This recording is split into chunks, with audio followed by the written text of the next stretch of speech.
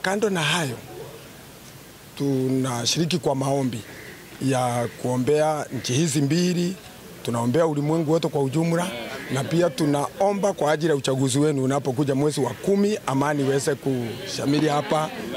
Ndio hiyo sasa imetufanya tuweze kuja.